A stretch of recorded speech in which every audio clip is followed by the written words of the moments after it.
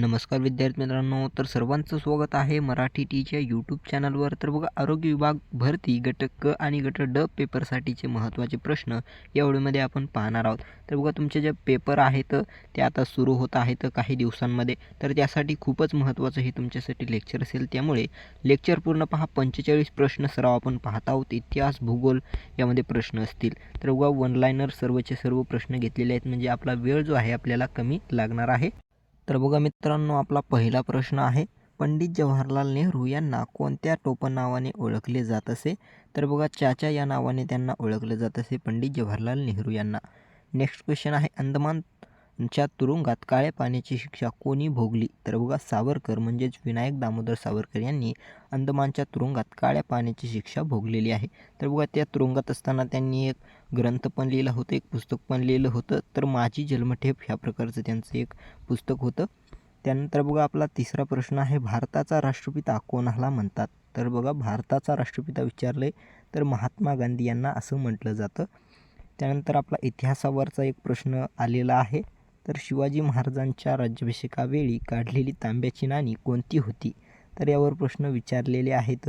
त्यामुळे हे जे प्रश्न आपण घेतलेले आहेत मित्रांनो, ते जास्तीत जास्त विचारण्यात आलेले प्रश्न आहेत, वारंवार विचारले जातात अशा प्रकारचे प्रश्न असतील. तर बघा, शिवराई ही जी आहे राज्याभिषेकाची वेळी काढलेली तांब्याची नाणी आहे शिवराई. महात्मा गांधीजींचा जन्म कोठे झाला? तर बघा, गुजरातमधील पोरबंदर या ठिकाणी झाला, असं तुम्ही ऐकलंही असेल. तर बघा, पोरबंदर याचं उत्तर असेल. महात्मा गांधीजीचा जन्म पोरबंदर या ठिकाणी झाला, राज्य आहे गुजरात.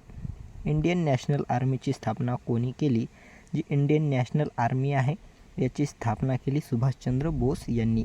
त्यानंतर आपला सातवा जो प्रश्न आहे तो आहे, खालीलपैकी कोण थिओसॉफिकल सोसायटी संबंधित आहे? तर ॲनी बेझंट जे आहेत ह्या थिओसॉफिकल सोसायटीशी संबंधित आहेत. त्यानंतर पुढचा प्रश्न आहे, प्रश्न क्रमांक 8, महात्मा गांधी खालीलपैकी राष्ट्रीय काँग्रेसच्या कोणत्या अधिवेशनाचे अध्यक्ष होते? तर बघा, तुम्हाला 4 ऑप्शन जे आहेत परीक्षेमध्ये दिलेले असतील, त्यापैकी बेळगाव हे ऑप्शन बरोबर असणार आहे. तर बघा, कोणत्या अधिवेशनाचे अध्यक्ष होते? महात्मा गांधी हे बेळगाव या अधिवेशनाचे अध्यक्ष होते. त्यानंतर बघा, आपला नेक्स्ट क्वेश्चन आहे, आलमगीर ही उपाधी कोणी धारण केली होती? तर आलमगीर ही उपाधी औरंगजेब याने धारण केली होती. त्यानंतर 10वा प्रश्न, चरक हा कोणत्या दरबारातील वैद्य होता? चरक हा जो आहे कनिष्क या दरबारातील वैद्य होता. त्यानंतर आपला पुढचा प्रश्न आहे, स्वराज्य, स्वदेशी बहिष्कार व राष्ट्रीय शिक्षण या चतुर्सूत्रीचे धडाडीचे पुरस्कर्ते हे होते. तर व कोणते? तर स्वराज्य, स्वदेशी बहिष्कार व राष्ट्रीय शिक्षण या चतुर्सूत्रीचे धडाडीचे पुरस्कर्ते होते लोकमान्य टिळक. तर बघा मित्रांनो, लोकमान्य टिळक यांचा जन्म कोणत्या जिल्ह्यात झालेला आहे ते तुम्हाला कमेंट करून सांगायचं आहे. तर येत असेल तर चुकलं तरी चालणार आहे, नक्की कमेंट करून सांगा ज्यांना येत आहे त्यांनी. त्यानंतर बघा, दुसरा प्रश्न आहे, वंदे मातरम हे गीत कोणी लिहिलेले आहे? तर बघा, वंदे मातरम हे गीत बंकिमचंद्र चॅटर्जी यांनी लिहिलेले आहे. रवींद्रनाथ जे टागोर आहेत त्यांनी राष्ट्रगीत जे आहे आपलं लिहिलं होतं. वंदे मातरम हे बंकिमचंद्र चॅटर्जी यांनी लिहिलेले आहे. लोकमान्य टिळकांचे जन्मस्थान कोणते आहे? तर बघा, आत्ताच आपण तुम्हाला प्रश्न दिला होता की लोकमान्य टिळकांचे जन्मस्थान कोणते? तर उत्तर आहे रत्नागिरी. तर बघा, किती जणांना हा प्रश्नात उत्तर येत होतं नक्की कमेंट करून सांगा. त्यानंतर आपला पुढचा प्रश्न आहे, रोमन सम्राट अलेक्झांडर यांचा भारतातील प्रतिनिधी याचा चंद्रगुप्त मौर्याने पराभव केला तर कोणाचा प्रतिनिधी होता? बघा, रोमन सम्राट अलेक्झांडर यांचा हा होता. तर बघा, उत्तर आहे सेल्युलस निकेटर हा यांचा प्रतिनिधी होता, त्यांचा चंद्रगुप्त मौर्याने पराभव केला आहे. त्यानंतर आपला पुढचा प्रश्न, त्यानंतर बघा, आपला नेक्स्ट क्वेश्चन आहे, बंगालमध्ये डॅश ही क्रांतिकारक संघटना कार्यरत होती? बंगालमध्ये अनुशीलन समिती ही जी क्रांतिकारी संघटना आहे ती कार्यरत होती. कोठे होती? तर बंगालमध्ये अनुशीलन समिती ही क्रांतिकारी संघटना कार्यरत होती. हिंदुस्तान सोशलिस्ट रिपब्लिकन असोसिएशन या संघटनेचे सेना विभागाचे प्रमुख कोण होते? तर या सेना विभागाचे प्रमुख होते चंद्रशेखर आझाद. कोणाच्या? तर हिंदू सोशलिस्ट रिपब्लिकन असोसिएशन या संघटनेचे सेना विभागाचे प्रमुख होते चंद्रशेखर आझाद. त्यानंतर बघा, नेक्स्ट क्वेश्चन आहे आपला, तर 1906मध्ये ढाका येथे स्थापन झालेल्या मुस्लिम लीगचे पहिले अध्यक्ष कोण होते? तर आगा खान हे होते. मुस्लिम लीगचे पहिले अध्यक्ष होते आगा खान. त्यानंतर बघा इथं आपला दुसरा पण प्रश्न होत आहे. तर मुस्लिम लीगची स्थापना 1906मध्ये झाली. कोठे झाली? तर ढाका येथे झाली आणि पहिले अध्यक्ष होते आगा खान. त्यानंतर आपला पुढचा प्रश्न, रायगड जिल्ह्यातील पाचाड येथे डॅश यांची समाधी आहे. तर बघा राजमाता जिजाऊ आऊसाहेबांची समाधी आहे रायगड जिल्ह्यातील पाचाड येथे जिजामातेची समाधी आहे. त्यानंतर बघा 9वा प्रश्न आहे, गुरु गोविंद सिंग हे शिखांचे कितवे गुरु होते? तर यावर प्रश्न विचारला जातो. संभाव्य प्रश्न असेल. IMP प्रश्न हा तुमच्यासाठी असणार आहे. तर नीट लक्षात ठेवायचं आहे, नोट करून घ्यायचं आहे. तर गुरु गोविंद सिंग हे शिखांचे 10वे गुरु होते.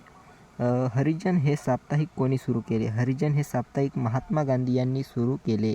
त्यानंतर बघा आपला पुढचा प्रश्न आहे, नोबेल पुरस्कार कोणत्या तारखेला दिला जातो? तर 10 डिसेंबर ह्या तारखेलाच फक्त नोबेल पुरस्कार दिला जातो.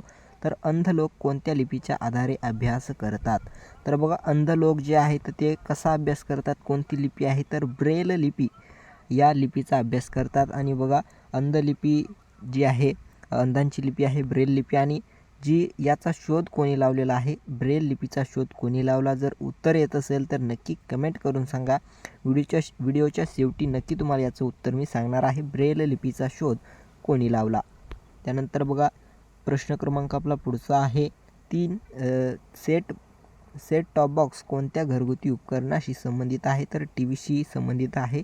कोणत्या सणाच्या दिवशी वडाच्या वृक्षाची पूजा करतात? वटपौर्णिमा उत्तर आहे. त्यानंतर पुढचा प्रश्न, खालीलपैकी कोणता सण वर्ष अखेरीस येतो? तर ख्रिसमस हा सण जो आहे वर्षाच्या अखेरीस येतो, लास्ट डिसेंबर महिन्यामध्ये येतो. तर मंगळ हा डॅश ग्रह आहे? तर अंतर्ग्रह आहे. मंगळ हा अंतर्ग्रह आहे. त्यानंतर बघा आपला 7वा प्रश्न आहे. पुढचा प्रश्न आहे, तर हे राज्य पवन ऊर्जेत अग्रेसर आहे.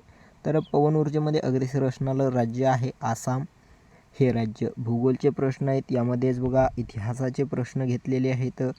तर बघा महाराष्ट्राचे लोकनृत्य कोणते आहे? लावणी हे लोकनृत्य महाराष्ट्राचे आहे. जर्सी या गायीचे उगमस्थान कोणत्या देशात आहे? तर ब्रिटनमध्ये आहे जर्सी गायीचं उगमस्थान. त्यानंतर नेक्स्ट क्वेश्चन आहे आपला, ईशान्य मोसमी वारे या कालावधीत राहतात. तर बघा हा खूपच IMP प्रश्न असेल बघा, नीट लक्षात ठेवा. तर यावर प्रश्न विचारला जाऊ शकतो. नोव्हेंबर ते फेब्रुवारीमध्ये ईशान्य मोसमी वारे नोव्हेंबर ते फेब्रुवारी या कालावधीत राहतात. त्यानंतर बघा पुढचा प्रश्न, भारतातील पहिल्या महिला मुख्यमंत्री? तर सुचेता कृपलानी ह्या ज्या आहेत पहिल्या भारतातील मुख्यमंत्री आहेत, सुचेता कृपलानी. नायगाव अभयारण्य कशासाठी प्रसिद्ध आहे?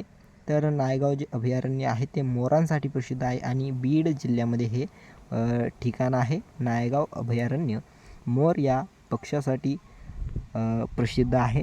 तर बघा आपल्या भारताचा राज्यपक्षी मोर आहे. आपल्या महाराष्ट्राचा राज्यपक्षी हरावत आहे आणि महाराष्ट्राचा राज्य प्राणी आहे शेकरू. तर 13वा प्रश्न आहे, मराठवाडा विभागात खालीलपैकी कोणता जिल्हा येत नाही? तर वाशिम जिल्हा येत नाही. तर ऑप्शन तुम्हाला दिलेले असतील वेगवेगळे, तर त्यामध्ये वाशिम जिल्हा हा विदर्भामध्ये येतो. त्यानंतर 14वा प्रश्न, मुंबई विद्यापीठाची स्थापना केव्हा झाली? मुंबई विद्यापीठाची स्थापना 1857 या साली झालेली आहे. लोणार सरोवर कोणत्या खडकापासून बनलेले आहे? बेसॉल्ट या खडकापासून हे लोणार सरोवर बनलेले आहे. आणि लोणार सरोवर जे आहे मित्रांनो बुलढाणा या जिल्ह्यामध्ये स्थित आहे. आणि याचा निर्मिती कशी झाली? तर उल्कापातामुळे याची निर्मिती झालेली आहे. 16वा प्रश्न म्हणजे पुढचा प्रश्न आहे आपला, महाराष्ट्रातील पहिले स्मार्ट विलेज कोणते आहे? तर हरिसाल हे स्मार्ट विलेज आहे महाराष्ट्रातील. हरिहरेश्वरला सुंदर काय आहे? तर समुद्रकिनारा आहे. हरिहरेश्वरला समुद्रकिनारा आहे. त्यानंतर आपला 18वा प्रश्न आहे, औरंगाबाद शहराचे म्हणजेच आताचे बघा छत्रपती संभाजीनगर असे नाव आहे. तर प्राचीन नाव विचारलेलं आहे आपल्याला. प्राचीन नाव आहे खडकी. 52 दरवाजांचे शहर म्हणून सुद्धा औरंगाबाद म्हणजे छत्रपती संभाजीनगर या शहराला ओळखले जाते. त्यानंतर आपला नेक्स्ट क्वेश्चन आहे, विदर्भात किती जिल्हे आहेत? तर विदर्भामध्ये एकूण 11 जिल्हे आहेत. त्यानंतर आपला 20वा जो प्रश्न आहे म्हणजे नेक्स्ट क्वेश्चन असेल, तर महाराष्ट्रातील प्रसिद्ध शीख गुरुद्वारा कोठे आहे? यावर प्रश्न नेहमी येऊ शकतो बघा मित्रांनो, यावर विचारलेलं आहे या अगोदर स्पर्धा परीक्षेसाठी. तर नांदेडमध्ये आहे प्रसिद्ध शीख गुरुद्वारा. देशातील पहिले मातीचे धरण कोणते? हा पण प्रश्न IMP आहे. गंगापूर हे धरण आहे जे पहिले मातीचे धरण आहे आणि हे नाशिक जिल्ह्यामध्ये आहे. आणि हे जे आहे कोणत्या नदीवर आहे तर गोदावरी या नदीवर आहे, नाशिक जिल्ह्यात आहे. आणि हे मातीचं धरण आहे आणि पहिलं आहे देशातील म्हणजे भारतातील पहिलं धरण आहे मातीचं, गंगापूर धरण. त्यानंतर बघा आपला नेक्स्ट क्वेश्चन आपण पाहूया. तर 21वा प्रश्न आपल्या समोर आहे. देशातील पहिले मातीचे धरण कोणते झालेलं आहे? तर पुढीलपैकी कोणते थंड हवेचे ठिकाण नाही? तर ताडोबा थंड हवेचे ठिकाण नाही. तर दुसरे ऑप्शन तुम्हाला दिलेले असतील. तर ऑप्शन पुढचा आपला प्रश्न आहे. तर कळसुबाई हे शिखर महाराष्ट्रातील नगर जिल्ह्यामध्ये आहे. तर कळसुबाई हे जे शिखर आहे महाराष्ट्रातील सर्वात उंच शिखर म्हणून गणलं जातं. त्यानंतर बघा 2 नंबरला जे आहे गणलं जाते ते आहे साल्हेर शिखर. तर 1 नंबरला कळसुबाई हे उंच आहे, 2 नंबर साल्हेर शिखर. आणि कळसुबाई जे आहे ते अहमदनगरमध्ये आहे आणि साल्हेर जे शिखर आहे ते नाशिक जिल्ह्यामध्ये येतं बघा. त्यानंतर आपला पुढचा प्रश्न, महाराष्ट्राची सीमा किती राज्यांना स्पर्श करते? तर बघा कोणकोणत्या जे आहे राज्यांना स्पर्श करते महाराष्ट्राची सीमा? 6 राज्यांना स्पर्श करते. तर त्यानंतर पुढचा आपला लास्ट प्रश्न आहे, महाराष्ट्राच्या क्षेत्रफळाने कितव्या क्रमांकाचे राज्य आहे? तर बघा 3ऱ्या क्रमांकाचं महाराष्ट्र हे क्षेत्रफळाने राज्य आहे. आणि महाराष्ट्राचं क्षेत्रफळ काय आहे बघा, 3,07,713 अशाच प्रकारे जे आहे क्षेत्रफळ महाराष्ट्राचं आहे. तर तुम्हाला हे पण लक्षात ठेवायचं आहे. तर बघा, चॅनलवर नवीन असाल तर चॅनल नक्की सबस्क्राईब करून घ्या. पूर्ण PDF जे आहे, जर ही पूर्ण PDF डाउनलोड करायची असेल तर टेलिग्राम आपलं चॅनल आहे त्यावर जाऊन पूर्ण PDF डाउनलोड करा, पुन्हा एकदा रिव्हिजन करा, किंवा हाच व्हिडिओ तुम्ही 2 ते 3 वेळेस पाहिल्यानंतर पूर्ण प्रश्न तुमचे पाठ होऊन जाणार आहेत. तर व्हिडिओला लाईक नक्की करा. धन्यवाद.